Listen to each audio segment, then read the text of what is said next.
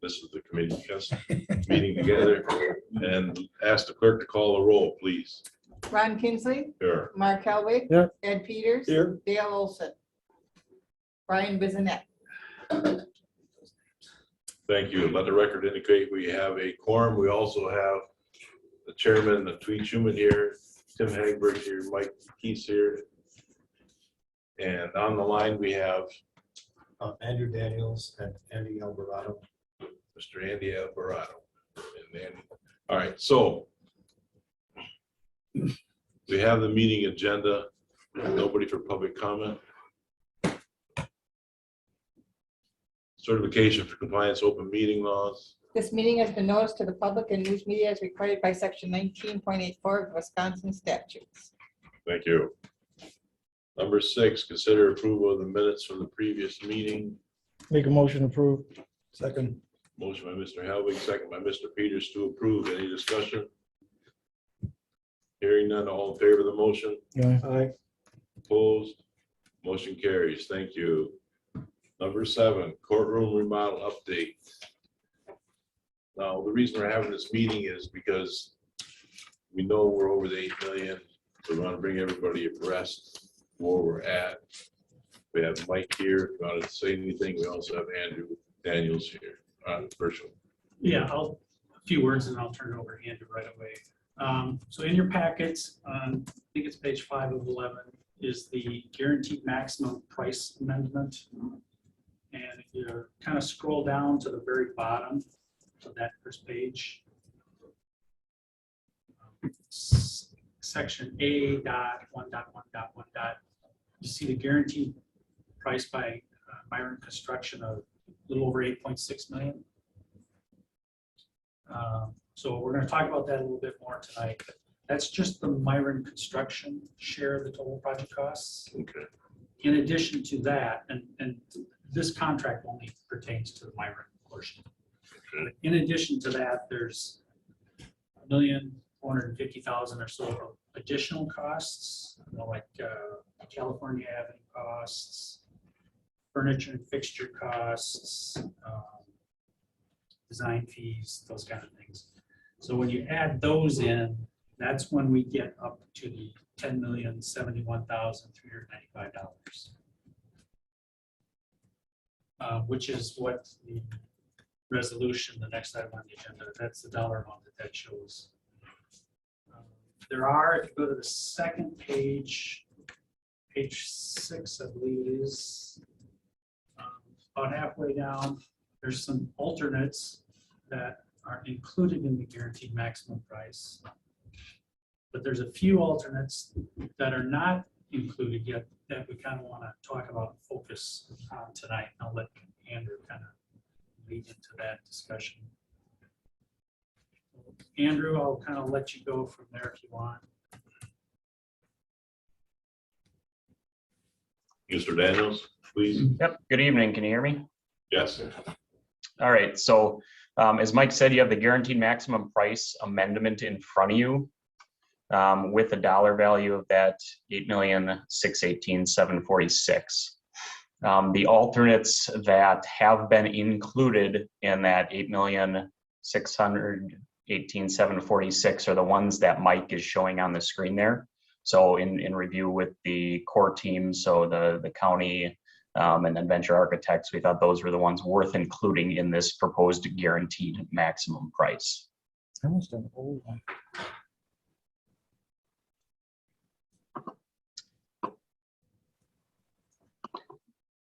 Mike or anyone from the committee there, do you want me to touch on costs outside of that guaranteed maximum price, some of the owner furnished items that you touched on, or any potential additional alternates? Let's review them, please. Yeah. Okay. Yep. So can I grab the screen quick then? Sure.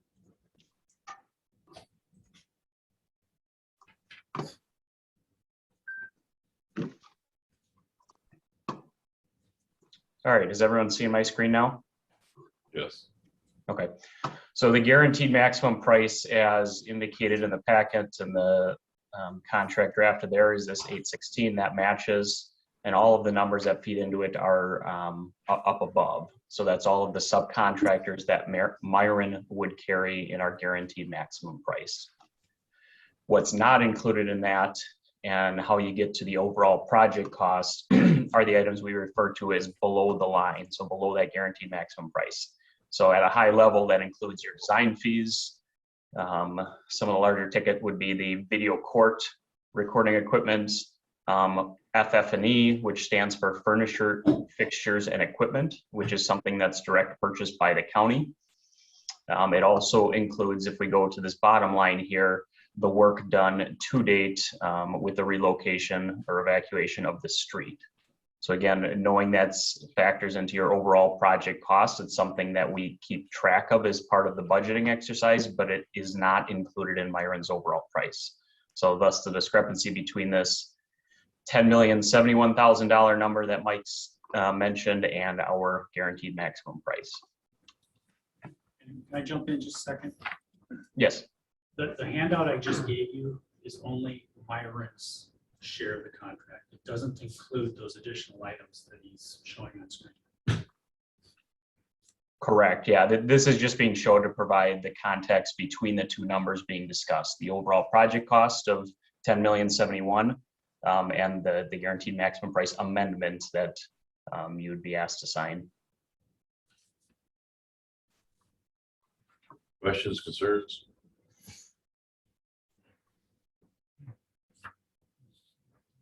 Move forward, Mr. Daniels. Okay. Mike, anything further on the GMP document you want me to touch on? Not unless there's questions. Okay. I guess the only other thing I would mention, you will see another number on the bottom of the screen here, which takes into account two alternates that were provided by subcontractors on our final bid day. One would be to reuse the existing generator in lieu of a new generator. And the second one would be an alternate rooftop unit manufacturer, which removes a vestibule. As you can see here, they carry, some pretty big price tags individually and could potentially reduce the overall costs of the project. But it would be something we have to work out with the subcontractors once we get them under contract. So that's why the resolution is drafted such, so it's a not to exceed number for both the guaranteed maximum price and the overall project value of $10,071,000. We have a question, Andrew. Mr. Helwig? This is Mr. Hellick. If we took those two items out you're talking about, would that come back and bite us in the rear end and later on? If we take the two, so if we award the guaranteed maximum price as drafted, we would get these two individual subcontractors under contract, and then they would work with Myron, the county, and the architects to remove those items from the project. And that potential savings gets you down to this $9,888,000. The thing is, we have to get them under contract both to lock in material from a lead time standpoint, and so that they can work hand in hand with the architectural firms. If both of those items are pulled out of the project, we would just underbill that $10,071,000 by that final amount. Does that answer your question? Yeah. Andrew, can you elaborate a little bit on the generator? The number you're showing here is not necessarily what the savings would be. Yes, I can. So if I scroll up here on the screen, we have a column here listed for utilizing the existing generator in lieu of a new one. And this particular line item, the electrical contractor is offering a credit of $227,000. Now you'll notice that is different from the $150,000 I'm noting as potential savings for the project. The reason being, if we decide to reuse or tie into the existing generator, there will be some rework done within the existing building to make that change, along with some equipment added to your existing generator to allow us to tie into it. So that approximately $75,000 difference accounts for rework required. What was the other generator? and What was the other item? I'm sorry. It's Roof taking the HVAC unit up on the roof and removing a vestibule on the unit. So, if Tim goes up there during the winter and has to work on something, he wouldn't be in an enclosed environment. He would be out in the elements working. It's a little more detailed than that, but that's the general nature of the change. Tim, I don't know if you want to elaborate on that at all. Oh, Andrew, the only thing I was gonna ask on it is, were you able to touch base with the contractor and see if it was gonna be much, if they were gonna have to add glycol into the system? We asked Venture to take a look at it, Okay, and they said at face value it's feasible, but again, until the contractor gets on board, they didn't go into any of the details. And we are Andrew- taking. Yeah, Andrew, I guess maybe I didn't answer my question all the way. As far as that generator, say if we use that generator instead of getting a new one, like I say, would that possibly bite us later and then we'd have to purchase a new one anyways? That would be part of the final exercise to make sure Venture, who's the architectural and engineering firm, agrees that we can reuse it, but initial indications are that there is capacity on there to utilize. And we did have them weigh in on these specific items before putting them on this sheet. And Tim, you want to touch on that a little bit, maybe? yeah, I believe, and Andrew, you can correct me, I don't have the numbers right in front of me, but if we look at the maximum, we've got a 220 kW generator sitting out here, wrong side, sitting out there. Mhm. And I know we're, you only want to use 80% of that, but our maximum usage during the year here in the existing courthouse, counting our 110 tons of air conditioning, is in July, and it is, in the last 3-4 years, our maximum has been 92 kW. So 20. I'm pretty comfortable about this generator being able to take the load. That plus, if you look at the lead time of a new generator, the size of what we would need just for the new addition, it's over a 1-year lead time. So I actually think it's worth looking at just using the generator we have. Thanks for the explanation. and how old is this generator? This generator is probably, I know Pete Sanders was still here. I want to say it's probably like 8 or 9 years old, I believe. Doesn't have a whole lot of hours on it. We do get it load bank tested every year, and all service work is done by a generator company. So, It's in good shape. yeah, it's in good shape. Okay, Thank you very much, Tim. Back to you, Andrew. So that's all I had on the budget document I'm sharing here, unless there's other questions about the process and how we got to this stage.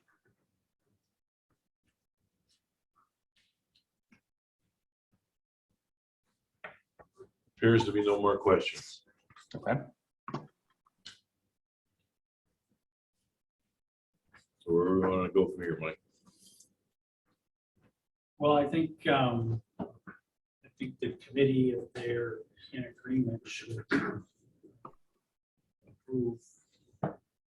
moving this contract onto the county board. And resolution, that's moving that to the finance committee. What is that dollar amount? One more time, please. The gross dollar amount, 10,071,395. 395. And so the 8 million is bonded, so right now the 2,071,395 balance that we're taking. County Board of Thursday. And that's going to be bonds or promissory notes. Yeah, so we're taking it to the full committee as a borrowing. Mhm. And so doing that, it's noted as an authorizing resolution, which means because we're going to borrow, it's going to require a 3/4 vote of the full board. That's why it's important that we have everybody there, or as many people as we can get there. If we can get that vote approved, it gives the future administration and county board more options as they go through the remainder of this year, how to address that deficit. They can borrow for it. They're probably going to have to borrow for it initially at some level. But then in a year or two's time, they've got some options on how to maybe prepay it a little faster. So I think initially it's really important to borrow. So we need a motion for the contract. Let's see what the wording is here. And Guaranteed maximum price amendment. Correct, Andrew? Yeah, so we need, guaranteed maximum. Correct. price. Now, there's other options, as Mike said, going forward, that we could figure out how to pay for it. And one of the options might be the ARPA funds. right. And like you said, this at least gets us going Yes, and we can work on that in the future. that's correct? correct. That's Am I correct. tracking? Yeah. All right, so I make a motion to approve the Guaranteed Guaranteed maximum maximum price amendment. guaranteed maximum price amendment And forward it to. and forward it to the county board for approval. I'll second. The motion by Mr. Howie to approve, second by Mr. Peters. Any further discussion? Hearing none, all in favor of the motion? Aye. Opposed? Motion carries. Thank you. Letter B. So letter B is just the authorizing resolution. 71,000. I think for this committee is to just forward that to the finance committee, which is going to be. So we've set up for the finance committee to meet on Thursday at 6 o'clock and then the full board meet at 6:30.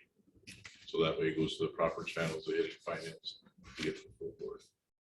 So let's see if I got this. I make a motion to approve the initial resolution authorizing general obligation bonds in amount not to exceed $2,071,395 for courthouse facilities and to move it on to the finance committee.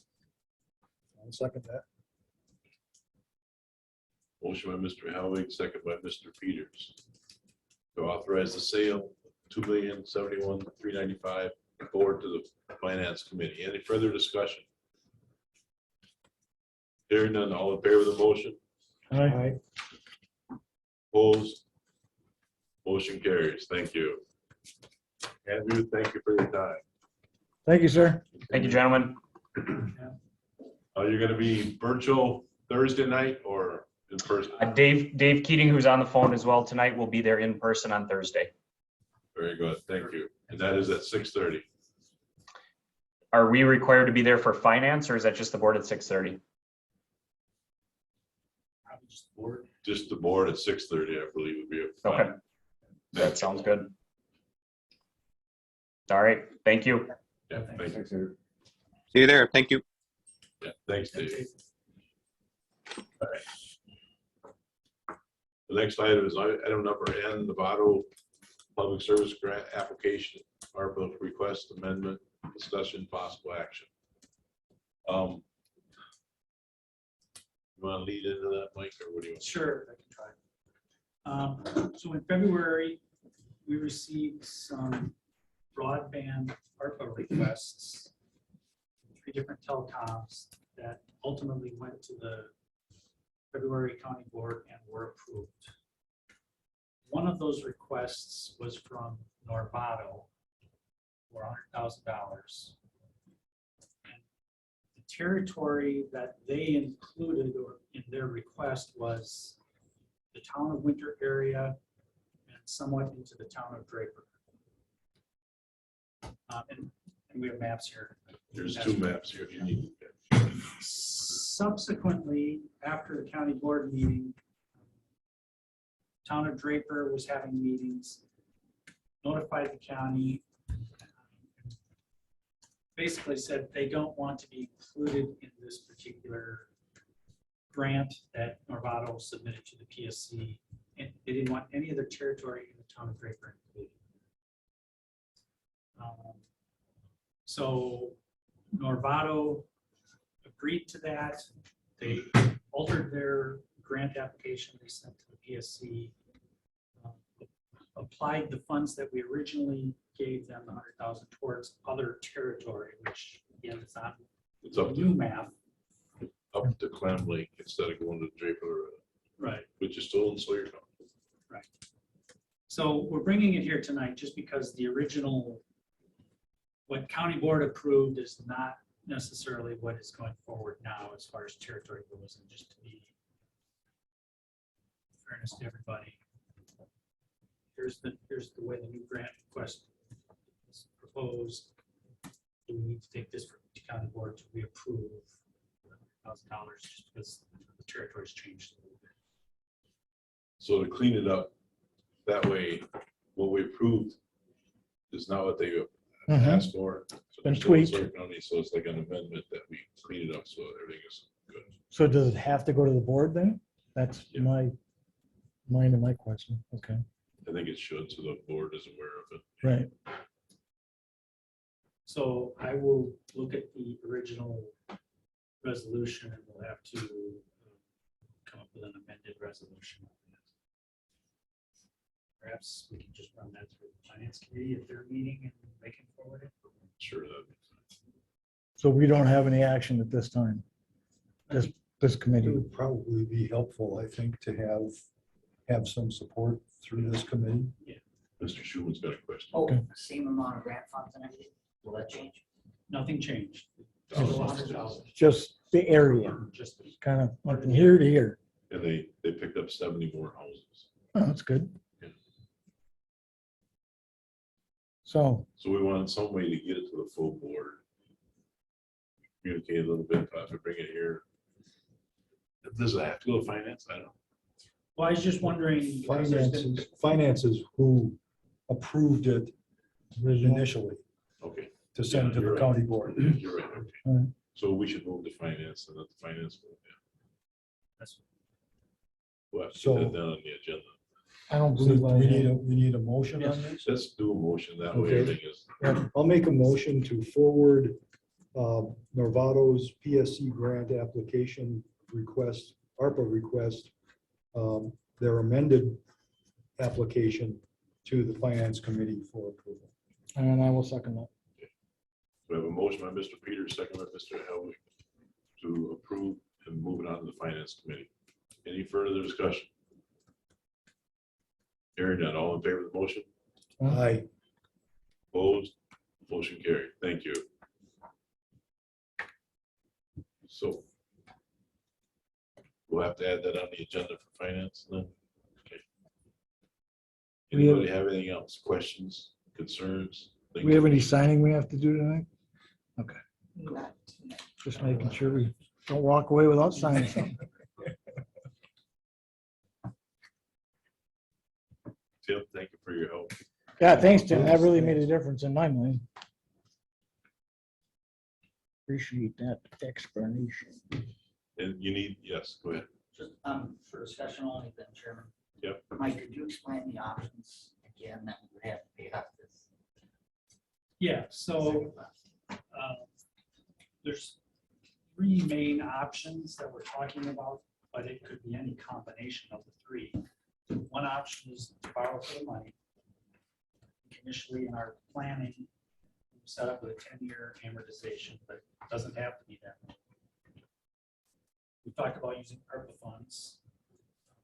Initially, when we were getting involved in the second round of bidding, they were kind of indicating to us that it would be about $1.5 million additional. And we're thinking, well, that kind of matches up pretty good with about the $1.5 million balance of our ARPA funds. Now it doesn't, so there's still got to be some combination of something else, but ARPA funds is an option. We talked about carbon credits. Carbon credits is an option, but if that comes to be its probably 3 to 4 years down the road, that option's available. We have not approved carbon credits here at the county. We're looking at bringing that back to the May County Board at this point for approval. 18-month waiting period approximately. And there's some options on the first year payment from carbon credits. You may not want to apply that first payment. Might wait for the second year payment. But anyway, or any combination of those three, kind of mix and match a little bit, whatever fits best in your plan at that time. Yes. Do we have ARPA funds coming in the future, or is this it? We have 1.6 million coming in May, and that's pretty much our balance. And then there's- 1.6, Yeah, then there's no more. But that's a pretty big chunk of this. right. All right,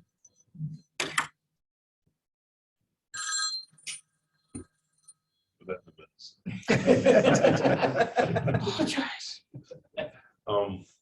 Some other things to think about. I mean, this is this correspondence and discussion. We get the carbon credits. I've got a few emails, a few letters, a few phone calls regarding them. And everything I've received so far has been against it, but not a lot, but some. But also, I was approached by one of the employees that, you know, our wages are really sinking low. And if we brought in an extra $1 million a year with these carbon credits, that would go a long way in helping get everybody's wages where they belong. And so we can take care of our employees, because if you don't take care of your employees, you're making a big mistake. so that's just something to think about in the future as things come. There's gonna be more stuff at the airport we're gonna have to do. And the highway commissioner told me that he's done on January 4th, 2023. So that's gonna be big shoes to fill. Man, Well, I can tell you that I've gotten several phone calls, letters, and emails, and they're all negative on carbon credits. Yeah, I, so I can't. Why? Because it's tying us into basically supporting continued carbon emissions. And I guess I have some big questions, and those questions revolve around the changing environment up here. And in specifics, how much would those carbon credits offset canceling a number of worker miners?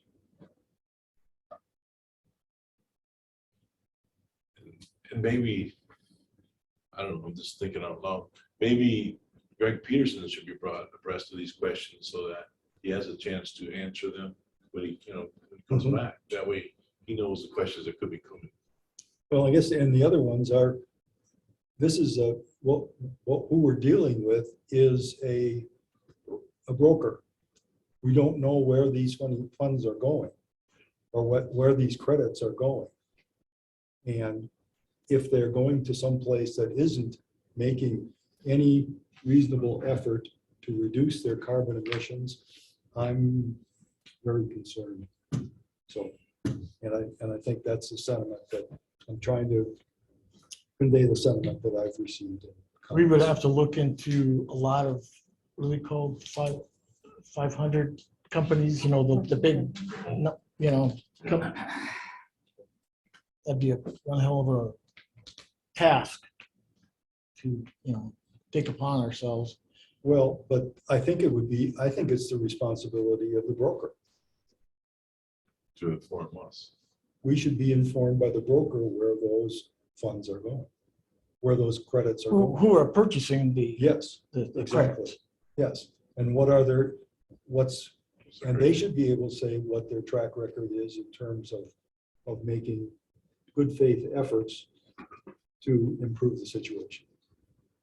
It's not, I don't think it's necessarily on forestry or the county, No, it's because we're buying a pig in a poke right now. That's a good point. take your point very well. But I don't care. No, I'm kidding. Kidding. It's not in the notes. Go down in the corner right across the street from Marketplace. Exactly. Anybody else have anything else they'd like to bring up? Yes. I guess one last thing. Mike, could you, maybe when this does come to full county board Thursday night, would you have something for the supervisors to look at about what this looks like if we borrow the money? Combination of the two. ARPA and then borrow. You know, the 500,000. Sure. We can work on that. Okay. Does anybody has any questions? How will we do that? We also have our new administrator is on virtual. Maybe he wants to give us an update how things are looking for his day to come in here on April 25th. Great. Are you available, Mr. Andy Alvarado? Yeah, I am here and everything is on track. I'll be up there April 25th. Is there any other things that we could do for you to help you along? No, everything's been going well. I've been communicating with Mike and Rose about things, and I think I'll actually be up there on Thursday to sit in person in the meetings. That'd be great. I just let Andy know this has been, I just included you today on all the committee distribution groups, so you'll get the packets for going forward, even though you're not expected to attend until your April 8th. Just trying to keep you abreast. No, but I want to be up to speed when I start. I don't want to have to be coming in cold. So I've got my email address established so everybody can start forwarding me whatever I need to know. Thank you. Thank you for taking time to attend tonight. Sure. Okay. Anybody else have anything? Meeting adjourned. Thank you for taking time to come. Thank you.